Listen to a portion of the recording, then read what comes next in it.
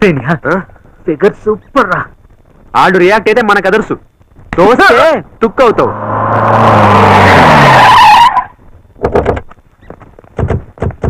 అదిగో డాడీ అతనే. ఏంట్రా తండ్రి కూతుళ్ళు ఇద్దరూ కలిసి వస్తున్నారు? కొంపదీసి యా నోర్మయ్, అసలే విషయం అర్థం కాక బుర్ర బద్దలైపోతుంటే. ఏంటయ్యా ఇది? ఏమైంది సార్? నా కూతురికి రోజంతా నీ జపమేనయ్యా. నువ్వే కావాలంటుంది, మనసంతా నువ్వే అంటుంది, నువ్వు నాకు నచ్చావంటుంది. నువ్వు గనక ఊ అన్నావంటే నీ పెళ్లి అంగరంగ వైభవంగా జరిపిస్తా. ఏమంటావు? సారీ అంటాను. డాడీ దానికి నువ్వంటే ప్రాణం. ఒక్కగానొక కూతురయ్యా, కోట్లాస్తుందయ్యా. ఒక్క నిమిషం టిఫిన్లు పెట్టించగా చెప్పండి. ఆపుతారా? మీ అమ్మాయికి నా మీద ఉన్నది ప్రేమ కాదు, కేవలం ఆకర్షణ. మనసు వేరు, వయసు వేరు. వయసులో ఉన్న మనసు వేరు.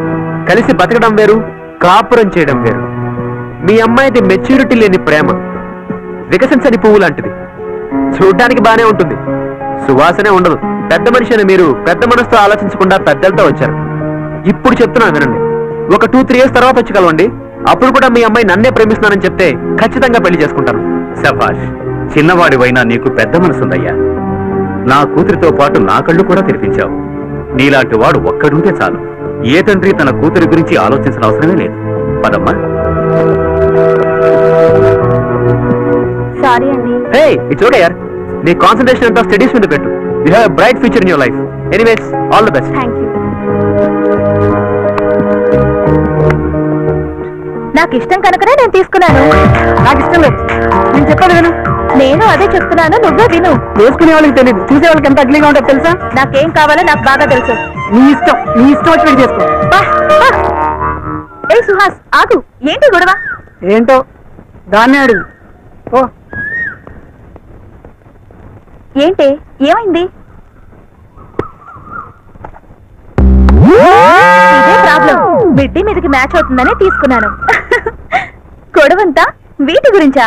అవునే, అసలే నేను హైట్, పైగా ఈ హై హీల్స్ వేసుకుంటే నేను హైట్ అవుతానంటూ మా నోడు పొట్టాడు కదా, అందుకే తట్టుకోలేక ఫీల్ అవుతున్నాడు. అది పాయింటే కదా.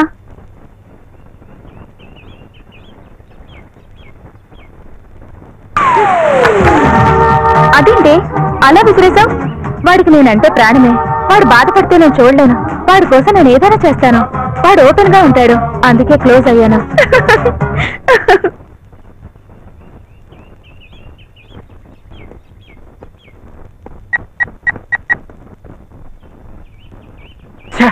ఏంట్రా డాడీ సెల్ కట్ చేశాడా?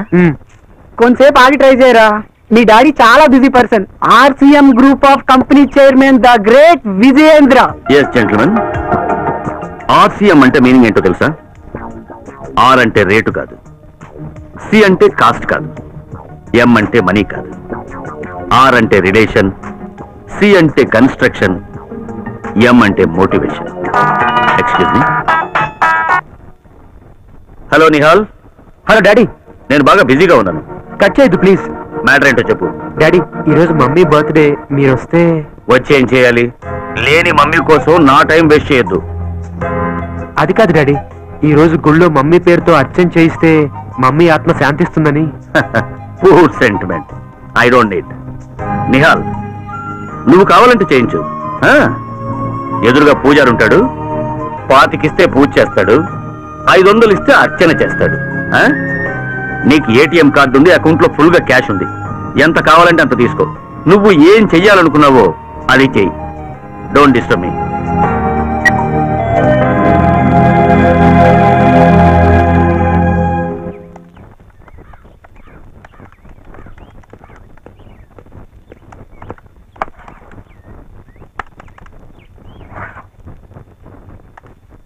వావ్, థ్యాంక్స్ రా జగన్. నాకు కావాల్సింది నీకు బాగా తెలుసురా. ఇప్పుడు ఓకేనా? Yeah okay. రే, నువ్వెవరైనా లవ్ చేస్తున్నావా? నీకెలా తెలుసు? పొద్దున్నే పేపర్లో చూసానులే. అమ్మాయిలు లవ్ లో ఉంటే అనీజీగా ఉంటారు, అబ్బాయిలు లవ్ లో ఉంటే ఆలోచనలో ఉంటారు. ఇంతకీ నీ లవ్ మ్యాటర్ చెప్పావా లేదా? సర్లే, ఓ పని చెయ్యి, నేనే నీ లవర్ అనుకొని నాకు ఐ లవ్ యూ చెప్పు చూద్దాం. 1 minute. వీడేంటి ఐ లవ్ యూ చెప్పమంటే ఇలా పరిగెడుతున్నాడు?